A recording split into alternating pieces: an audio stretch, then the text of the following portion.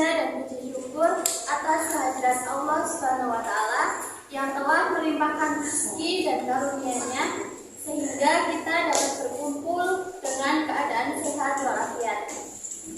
Pada kesempatan kali ini, izinkanlah saya untuk menyampaikan sedikit pidato berkaitan dengan kenakalan-kenakalan yang dilakukan oleh para remaja yang dapat membahayakan dirinya sendiri dan juga orang lain. Hadirin yang saya hormati, saat ini banyak sekali para remaja yang melakukan suatu perbuatan melanggar norma dan hukum yang ada di masyarakat. Perbuatan melanggar norma dan hukum ini sering disebut sebagai kenakalan pada usia remaja atau transisi dari masa kanak-kanak menuju ke dewasa. Kenakalan ini disebabkan oleh faktor emosi yang belum stabil sehingga menyebabkan kelabilan dalam diri remaja pada saat ia mengambil suatu tindakan dalam hidupnya. Kenakalan remaja juga dapat disebut sebagai gejala patologi sosial yang sering disebabkan oleh pengabaian lingkungan sosial pada remaja yang menyebabkan adanya perilaku menyimpang pada diri remaja.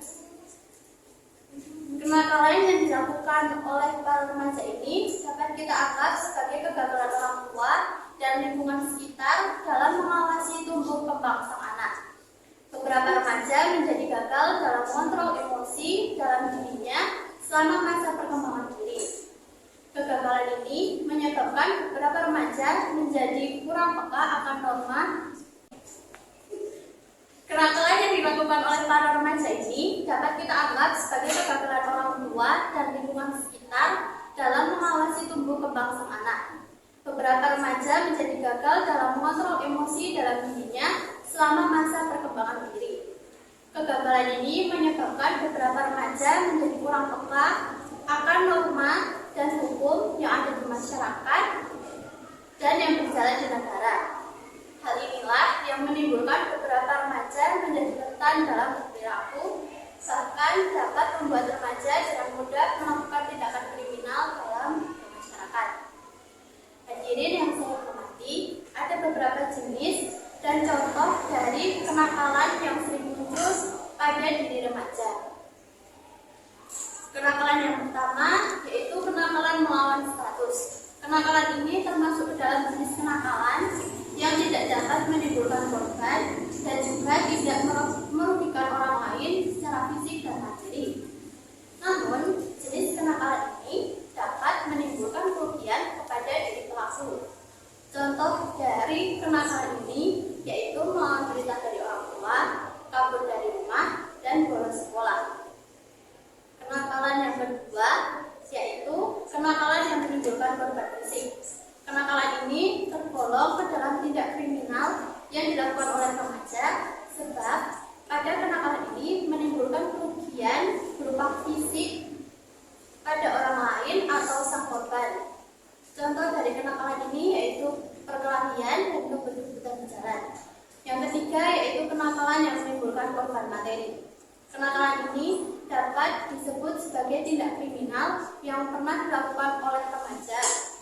Kenakalan ini dapat membuat orang lain atau korban kehilangan harta benda yang ia miliki.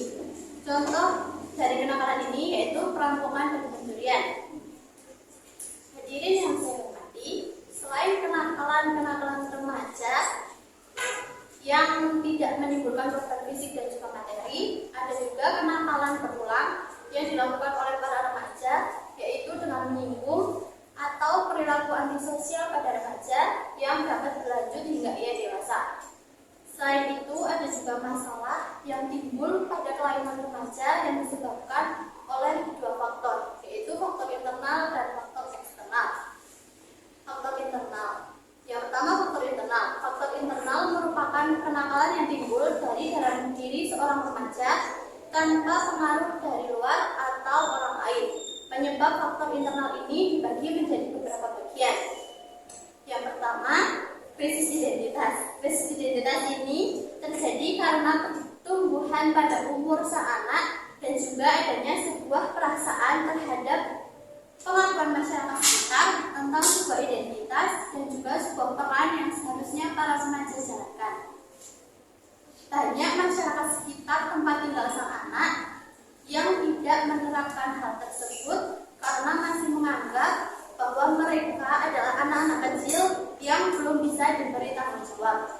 Tindakan yang dilakukan oleh masyarakat tersebutlah yang dapat mengakibatkan kenakalan yang dilakukan oleh remaja. Faktor internal yang kedua yaitu kontrol diri yang lemah. Seorang anak dengan kemampuan untuk mengontrol diri yang lemah biasanya tidak dapat membedakan baik buruknya perilaku dalam masyarakat, sehingga dapat membuat sang anak melakukan tindak penyimpangan yang melanggar norma dan dapat berperilaku buruk di lingkungan sekitar. Faktor yang kedua yaitu faktor eksternal. Faktor eksternal ini berkaitan dengan pengaruh dunia luar terhadap perkembangan anak pada usia remaja yang dapat memberikan dampak negatif. Penyebab dari adanya faktor eksternal ini yaitu yang pertama, kurangnya perhatian dan kasih sayang. Hal ini banyak dipengaruhi oleh lingkungan keluarga yang menjadi tempat pertama anak mendapatkan pendidikan agar dapat berperilaku baik di lingkungan masyarakat. Anak membutuhkan sepenuhnya dukungan dari orang tua dan juga keluarga dalam melakukan kebaikan di lingkungan masyarakat.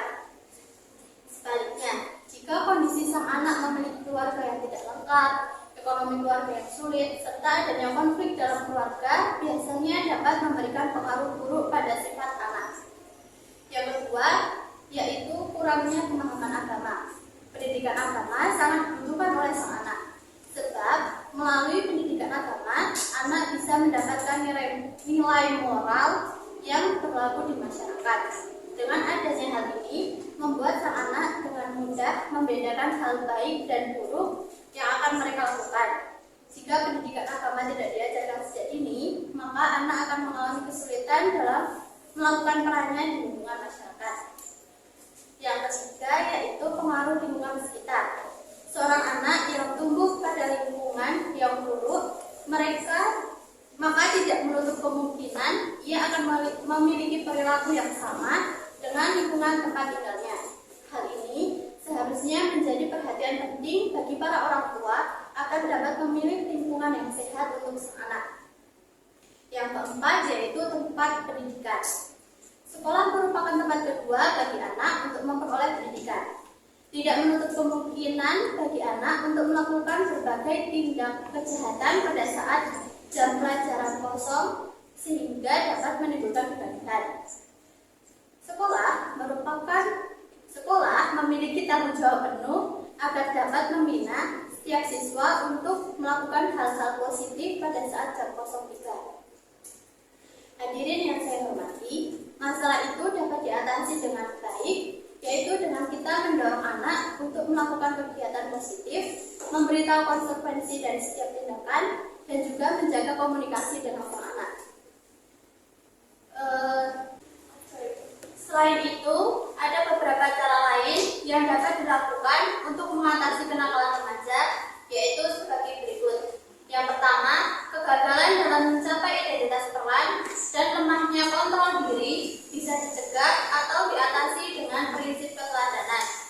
Yang kedua, yaitu adanya motivasi dari keluarga, guru, teman sebaya untuk melakukan poin utama.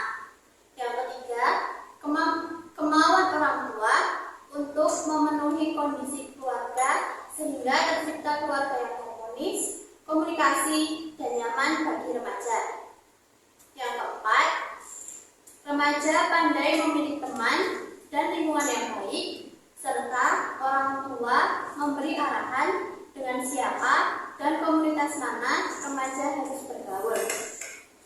Yang kelima, remaja membentuk ketahanan diri agar tidak mudah terpengaruh jika ternyata teman sebaya atau komunitas yang tidak sesuai dengan harapan. Secara bersama-sama menjaga setiap anak yang sedang tumbuh menjadi remaja agar tidak terjerumus ke dalam hal-hal yang negatif dan dapat merugikan banyak orang serta dirinya sendiri. Sekian pidato yang dapat saya sampaikan. Kurang lebihnya saya mohon maaf. Serta saya ucapkan terima kasih banyak kepada para hadirin yang sudah bersedia untuk berpartisipasi dalam pidato ini. Akhir kata